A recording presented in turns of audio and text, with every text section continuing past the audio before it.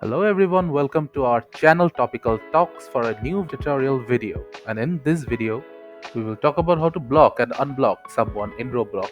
So firstly, we need to go to the Roblox website. In order to do that, in the search panel, type Roblox.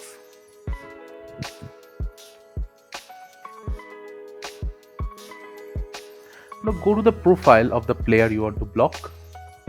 As an example, I'll block someone from my friends section. So now go into the account section of this player.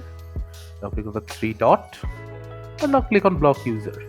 Now you can block the user.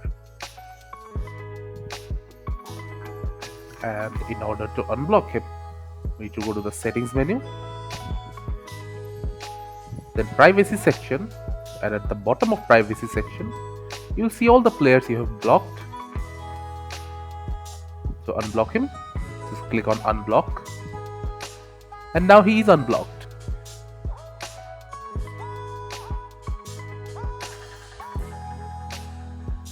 Thank you again for watching the video. Make sure to like this video and subscribe to our channel, and see you in the next video.